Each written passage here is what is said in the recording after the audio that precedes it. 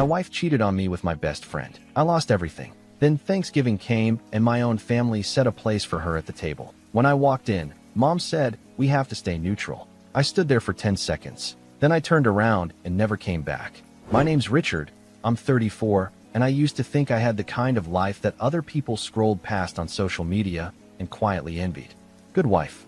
Best friend since middle school. Parents who hosted Sunday dinners and actually seemed to enjoy it. A house with a yard big enough for the golden retriever I'd been promising myself since I was 12. I had the whole picture, every brushstroke exactly where it was supposed to be. Turns out the picture was a forgery, and I was the only idiot in the gallery who didn't notice. Let me back up. I married my wife, Claire, when we were both 27. We'd been dating since junior year of college, and she was the kind of person who could make a room feel warmer just by walking into it. She laughed at my terrible jokes. She remembered the names of my coworkers' kids. She'd leave little notes in my lunch like we were still in high school, and honestly, I never got tired of finding them. I thought she was my person, and I would have bet everything I had on that. Then there was Connor Briggs, my best friend since 7th grade, when we bonded over both getting absolutely destroyed in dodgeball by a kid named Garrett who was already 6 feet tall at 13. Connor and I did everything together. Little league, prom double dates, college roommates for 3 years. He was the best man at my wedding. He gave a toast that made my mom cry and my dad pretend he wasn't crying, which is basically the highest honor a man can receive in the Midwest. I trusted Connor like I trusted the floor beneath my feet. Claire and Connor got along great, which I thought was a gift. You hear those stories about wives who hate their husband's friends, or best friends who think the wife is ruining everything. That wasn't us. The three of us would do game nights, cookouts, road trips. Claire would text Connor memes. Connor would ask me what to get Claire for her birthday, so his gift wouldn't be something stupid. It was all so comfortable, so natural, that I never once thought to look at it from a different angle. Because when you trust two people completely, you don't waste energy looking for cracks. You just live your life. I found out on a Tuesday. I'd just come home early from a project site. I'm a civil engineer, and we'd finished a drainage assessment ahead of schedule. I remember thinking I'd surprise Claire, maybe grab takeout on the way. I stopped at that Thai place she loved, the one on Elm where they give you enough pad see-ew to feed a family of 6. I was carrying 2 bags and a smile when I walked through the front door. I heard them before I saw them. I won't get into the specifics because my brain has done me the favor of blurring most of it. But there's a sound that your house makes when it's not supposed to have 2 people in the bedroom at 2:15 on a Tuesday afternoon. I stood at the bottom of the stairs holding lukewarm noodles and felt my entire life rearrange itself in about 4 seconds. You know that feeling when you miss a step going downstairs and your stomach drops? Imagine that, except the staircase is your marriage and the floor is gone. I didn't scream. I didn't kick the door in. I just walked up, opened it, and stood there. Claire saw me first.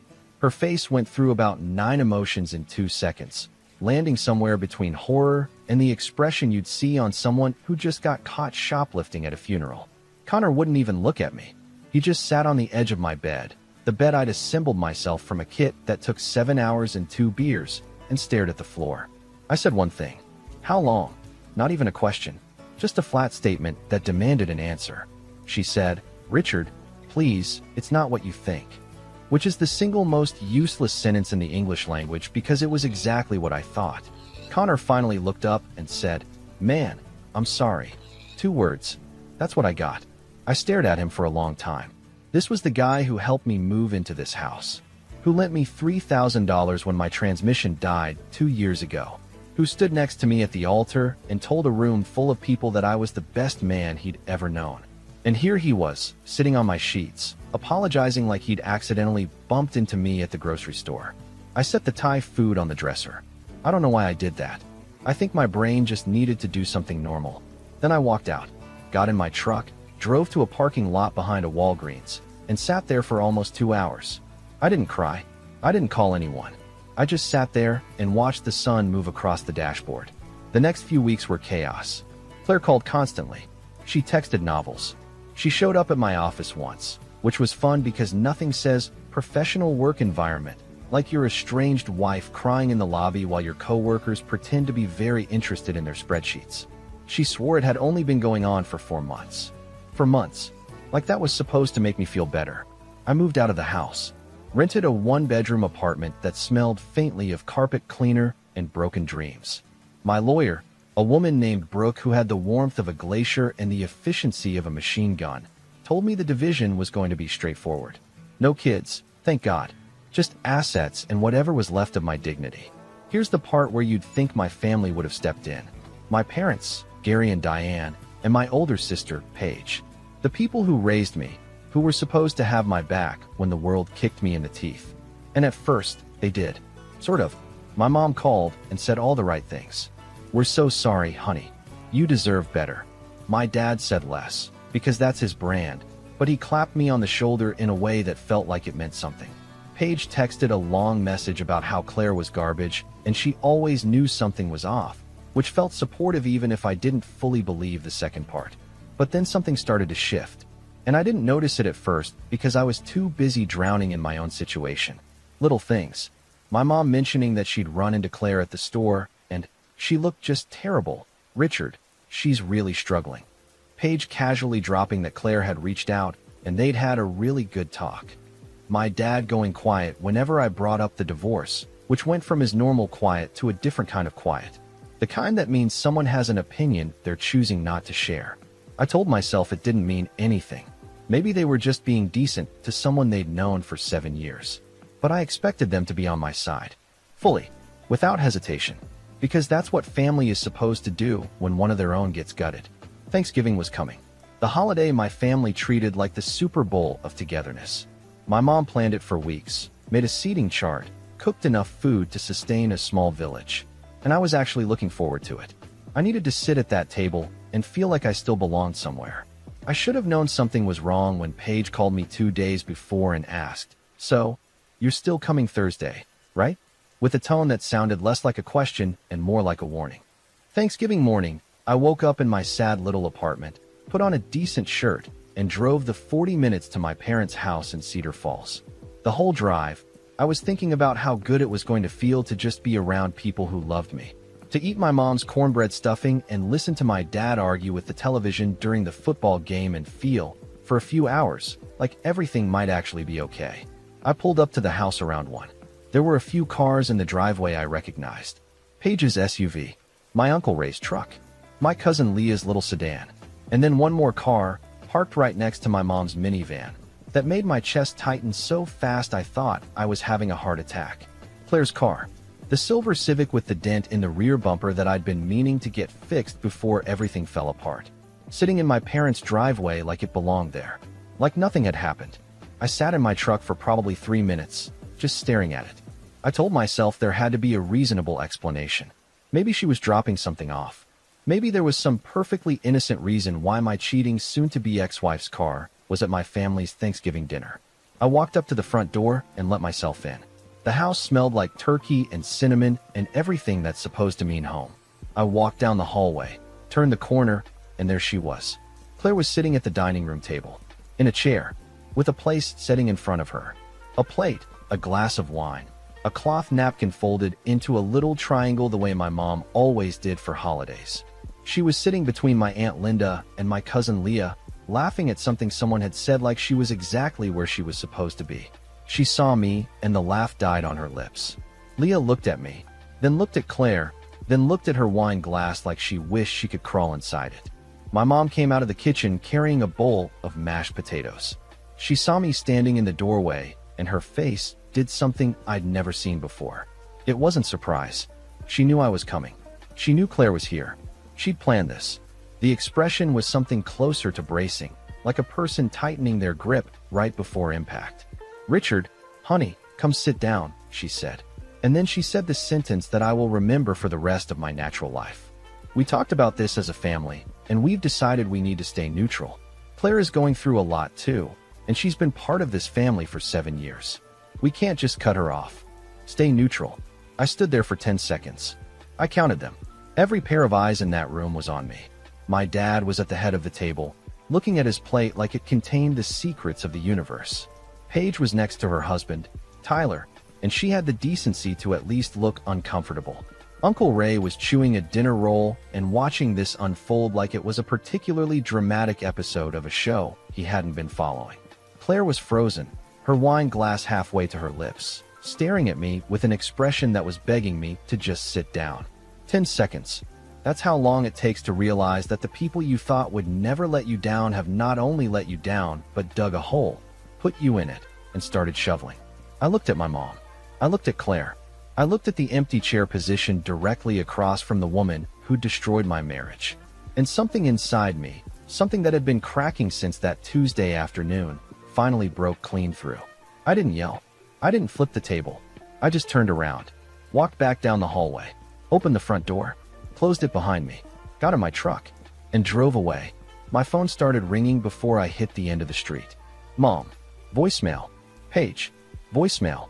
A text from my dad that just said, "Son, come back inside." I turned my phone off and kept driving.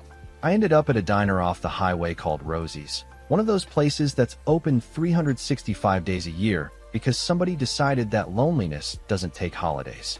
I ordered a turkey club sandwich, which felt either deeply ironic or deeply appropriate, and I sat in a booth by the window. The waitress, a woman named Donna, asked me if I was okay. I told her I was having a character-building Thanksgiving. She brought me an extra slice of pie on the house, which made her the kindest person I'd interacted with all day. I sat in that diner for 3 hours, and in those 3 hours, I made a decision. Not a dramatic movie moment decision, just a quiet, bone-deep realization that settled into me like cement setting. I was done. Not done with life. Done with them. My parents, who chose neutrality over their own son.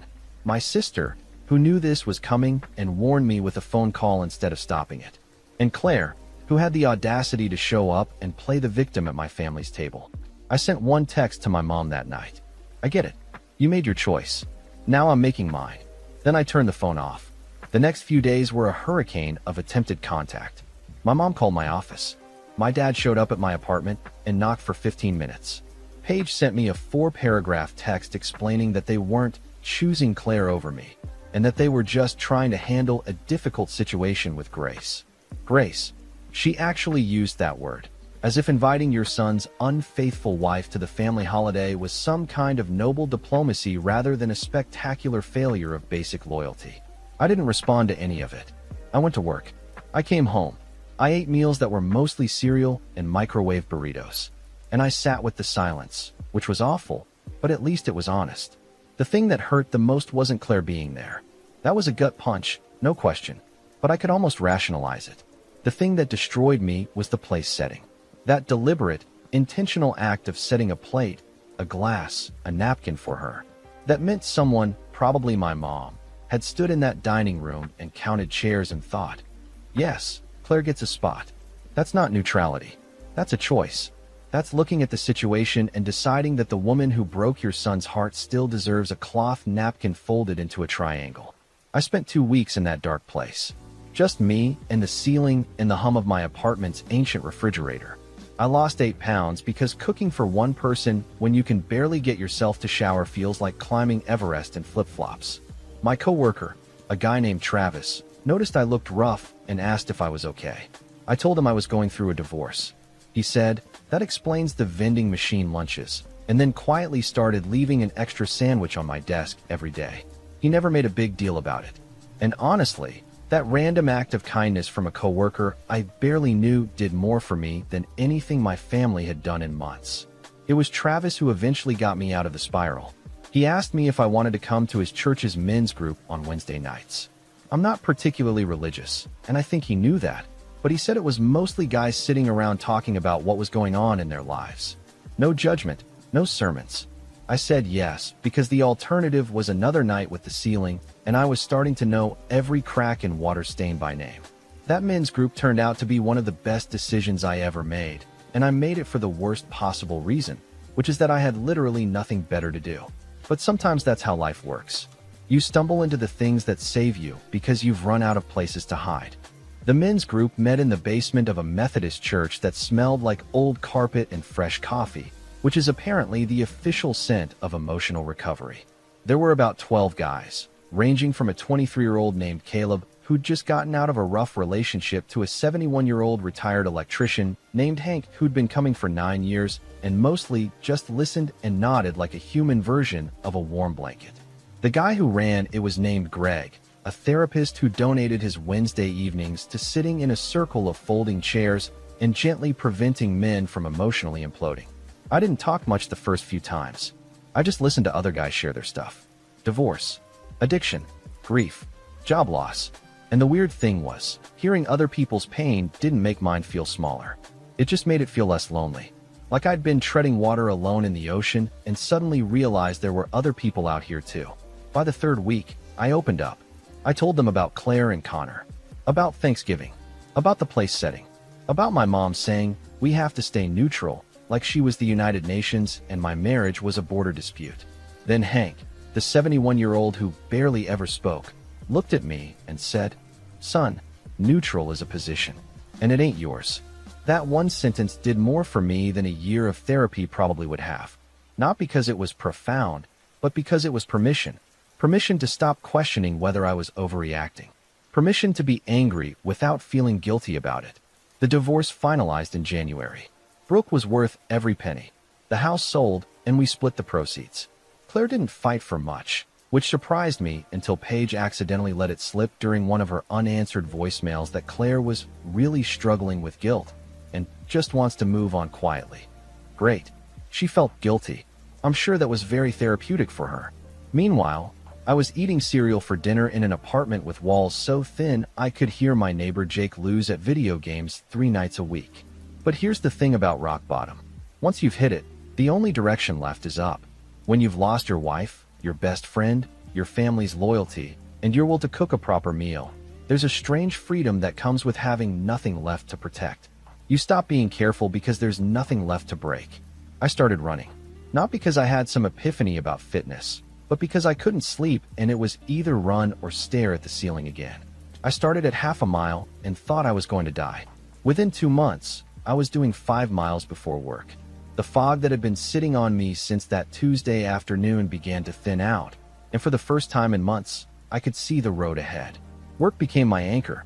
My boss, a woman named Diana, had been quietly watching me unravel and never said a word. But when I started showing up sharper and volunteering for projects nobody wanted, she noticed. She pulled me in and put me on the Westbrook project, a massive infrastructure redesign for the county. You need something to pour yourself into, she said. Pour yourself into this. Diana wasn't warm, but she saw me, and she gave me a shot when I needed one. I threw myself into Westbrook. Drainage systems, structural analyses, weekend environmental impact reports that would have put a normal person to sleep. But I loved it because every problem I solved was proof that I could still build something, that I wasn't just a guy whose life fell apart. Around month 3, something else happened. I made a friend, a real one. His name was Ethan, a landscape architect brought onto the project for green infrastructure. Ethan was the kind of guy who made everything look effortless, calm, annoyingly good-looking, and genuinely one of the nicest people on the planet. He was also recently divorced, which we discovered over beers after a brutal 14-hour workday. My ex-wife told me she needed to find herself, Ethan said. She found herself in Scottsdale with a yoga instructor named Bodhi. I can't even make that up. I told him about Claire and Connor, about Thanksgiving. He stared at me and said, dude, that is objectively worse than mine. We clinked glasses and laughed, and it felt like the first real laugh I'd had in months. Not the polite kind. A real, from-the-gut laugh that hurt a little because the muscles had gotten rusty. Ethan became my person. We worked together, trained together, and built a friendship forged in mutual respect and shared trauma. He never once told me to forgive my family. He never said I should be the bigger person. He just said, you'll figure it out when you're ready, and if that answer is never, that's okay too. By spring, my life was unrecognizable. Not in a glamorous way, but I was healthy. I was strong. I was doing the best work of my career. I had a friend who actually showed up. I'd started cooking real meals again, which sounds pathetic as a milestone, but if you've ever survived on cereal and burritos for 3 months, you know that a chicken stir-fry from scratch feels like graduating from culinary school. The men's group was still my anchor on Wednesday nights. I'd become one of the regulars, the guy who new members looked at and thought, okay, if that guy can sit here and be honest, maybe I can too. Hank still mostly listened. Greg still gently steered us away from spiraling. And every week, I felt a little more like myself. Not the old Richard, the one who trusted blindly and assumed the best. A new Richard, One who was more careful with his trust, but also more intentional about where he placed it. My family kept trying.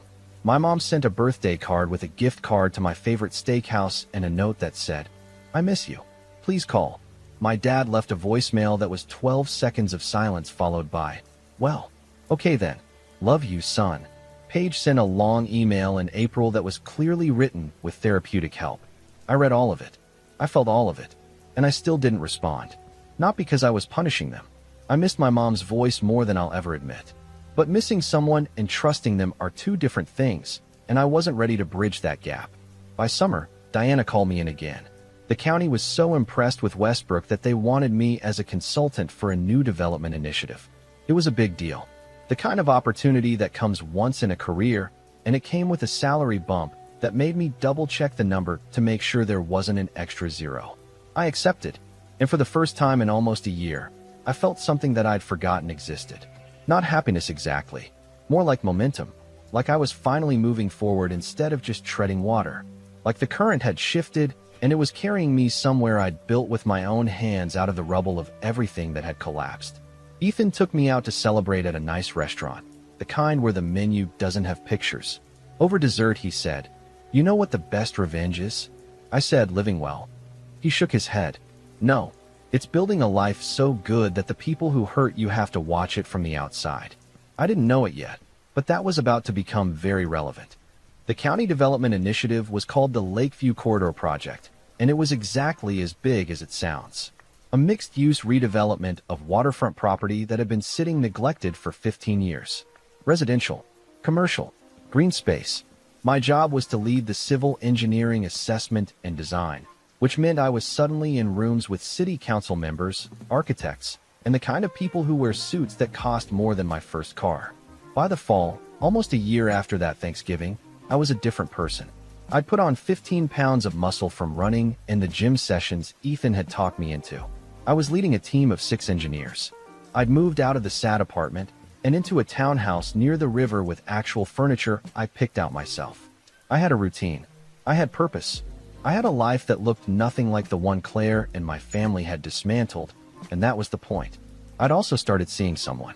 Her name was Sophie, and she was a project manager at the architecture firm working on Lakeview. We met in a planning meeting where she politely but firmly told a senior developer that his timeline was, and I quote, "ambitious in a way that suggests you've never met a building permit." I was halfway in love before the meeting ended. Sophie was sharp, funny, direct, and had absolutely no patience for nonsense.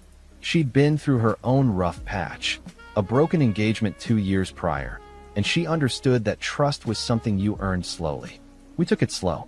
Coffee dates, weekend hikes, long phone calls where we talked about everything from career ambitions to our favorite terrible movies. She never pressured me to talk about my family. When I did share, she listened without trying to fix it. "I'm not here to solve your family," she said. "I'm just here because I like being around you." That might be the most attractive thing anyone has ever said to me. Things with my family had gone quiet. My mom still sent occasional cards. My dad had stopped calling entirely, which hurt more than I expected because his silence felt different than mine. Mine was a boundary. His felt like surrender. Paige had reduced communication to a monthly "thinking of you" text with a heart emoji. What I didn't know was that things on their end had been falling apart too. And I only learned this because of a conversation I never expected to have. It was October. I was at a coffee shop near the Lakeview site, reviewing blueprints, when someone sat down across from me. I looked up, and there was Leah. My cousin Leah. The one who'd been sitting next to Claire at that Thanksgiving table and had wanted to crawl into her wine glass. "Before you say anything," she started, holding up both hands, "I know I have no right to be here, but I need to tell you something, and if you want me to leave after, I will." I closed my laptop and waited. Leah told me everything. After I walked out of Thanksgiving, the dinner had been a disaster. My mom cried for 2 hours. My dad got up from the table, went to the garage, and didn't come back until everyone left. Claire apparently tried to console my mom, which Leah described as the most uncomfortable thing I've ever witnessed, and I once saw Uncle Ray do karaoke. The family had fractured. Uncle Ray and Aunt Linda had gotten into a screaming match with my mom about inviting Claire. Leah's own mother, my Aunt Kim, had called my mom the next day and told her she'd made a terrible mistake. But here's where it got interesting. Leah said that Claire and Connor were now together. Officially, they'd started dating openly about 3 months after the divorce finalized, which confirmed what I'd always suspected. It wasn't a mistake. It was a choice they'd been building toward long before I caught them. And my family knew. They'd known for months. My mom had known and continued to maintain a relationship with Claire anyway. Paige had known and still sent those thinking of you texts without ever mentioning it. My dad had known and said nothing. The reason I'm telling you this, Leah said, is because your mom invited Claire to Thanksgiving again this year. Round 2. She says she promised Claire she'd always have a place at the table. I stared at Leah for a long time. Why are you telling me this? I asked. Because someone should. And because I sat at that table last year and didn't say a word, and I've hated myself for it every day since. You deserved better, Richard. From all of us. Leah left without asking for forgiveness or a reconciliation. She just delivered the truth and walked away, which I respected more than anything anyone in my family had done in a year. I called Ethan that night. He said, "So what's the play?" I told him I wasn't sure. He said, "Well, when you figure it out, I'm in." I spent 2 weeks thinking. The kind of slow, methodical thinking I brought to every engineering problem. I mapped out the variables, considered the outcomes, and I landed on a plan that wasn't about revenge exactly. It was about clarity, about showing my family, in a way they couldn't ignore or reframe, exactly what they'd chosen and exactly what they'd lost. I called Paige. She answered on the first ring. "Richard." Her voice cracked. "Oh my God, are you okay?" "I'm fine. I want to come to Thanksgiving." Long pause. "You do? That's amazing. But Richard, I should tell you, Claire is going to be there. Mom doesn't want it to be a surprise this time." "I know. Leah told me." Another pause. "Leah told you. Okay, so you know about Connor too?" "I know about all of it, Paige." The longest pause yet. "And you still want to come?" "I want to come. I want to bring my girlfriend. And I want to have a conversation with Mom and Dad. A real one. Can you make sure everyone's there by 1 o'clock? "Richard, what are you going to do?" "I'm going to show up. That's all." She didn't believe that for a second, and she was right not to. But she agreed, because she was desperate for reconciliation and willing to gamble that my presence meant forgiveness. It didn't. It meant something else entirely. I spent the next 3 weeks preparing. Not in some dramatic way. I didn't rehearse a speech in the mirror or make a list of grievances. I just lived my life. I went to work. I ran my miles. I had dinner with Sophie, who I'd told everything. "You don't owe them anything," she said. "But if you need to do this for you, then I'm right there with you." Ethan offered to come as backup. I told him this was something I had to do myself. He said, "If it goes sideways, call me. I'll bring tacos." The man was a treasure. The night before Thanksgiving, I sat in my townhouse and looked around at what I'd built. A clean space. Photos of me and Ethan at Lakeview. Me and Sophie at a concert. Me finishing my first half marathon. A kitchen where I cooked real meals. A life that worked, not because someone else propped it up, but because I'd constructed it beam by beam after the last one got demolished. Tomorrow I was walking into that house not as a victim.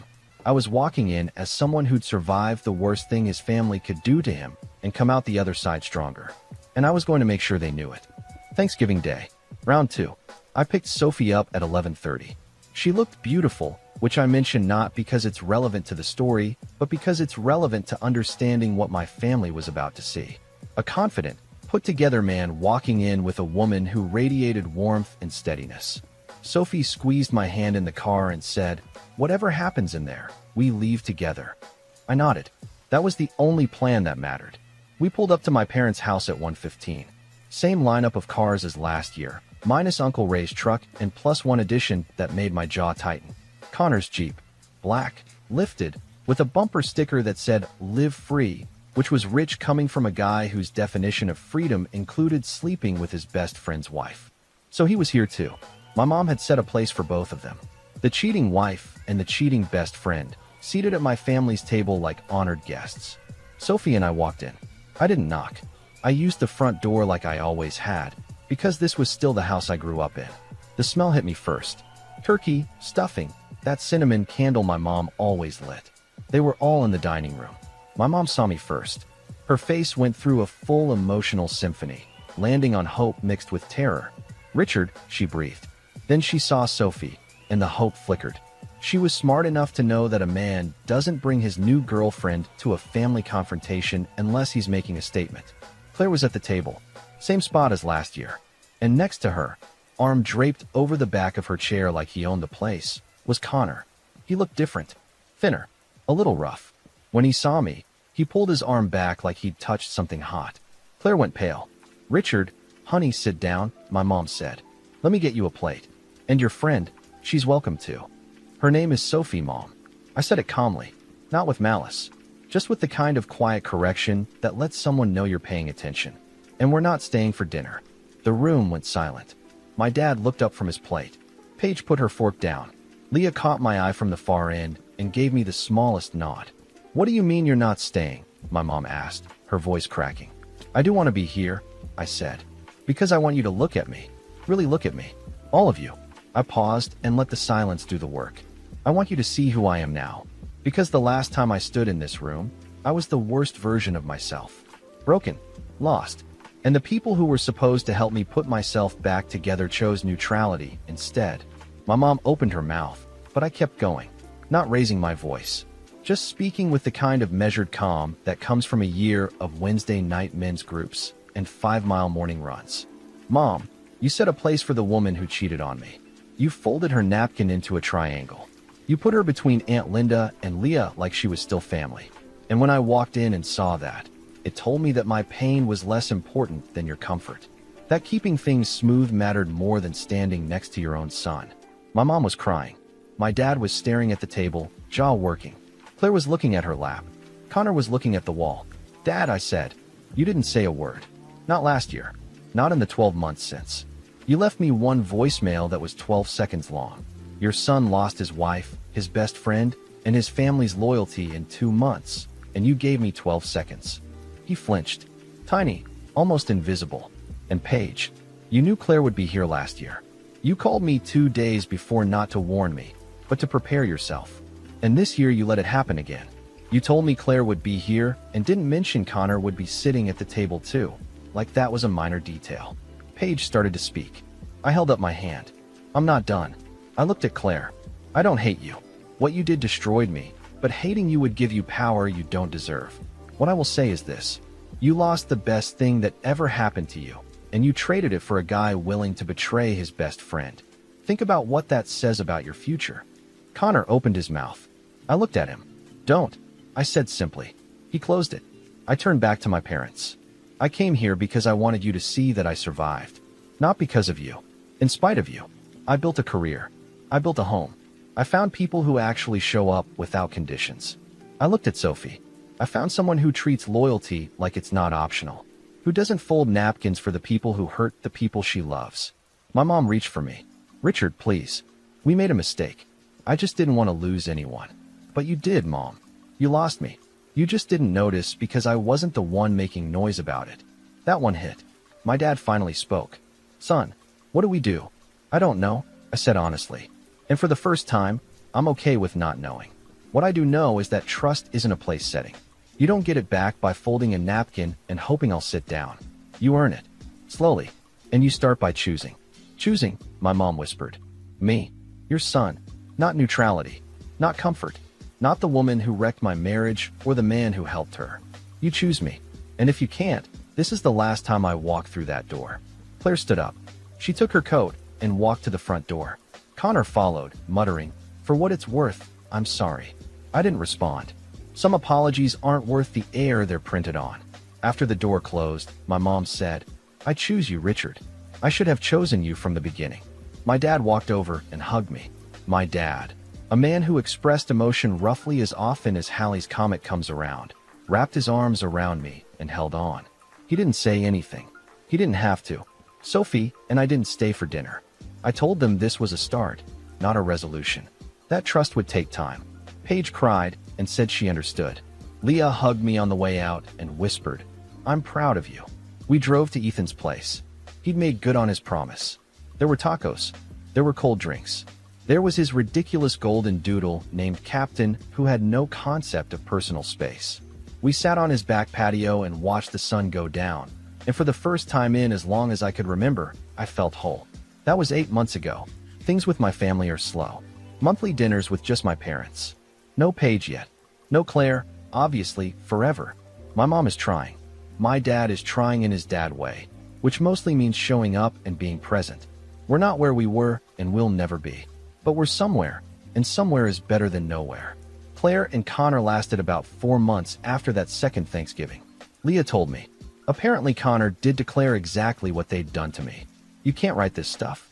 Well, apparently you can, because here we are. Sophie and I moved in together last month. The townhouse has a yard now. I finally got the golden retriever. His name is Dutch, and he's terrible at fetch, but excellent at making me feel like the most important person in any room. I'm 35 now. I'm healthy. I'm loved. I'm building things that I'm proud of. And every now and then, when I'm sitting on my porch with Sophie and Dutch and the evening is quiet, I think about that first Thanksgiving.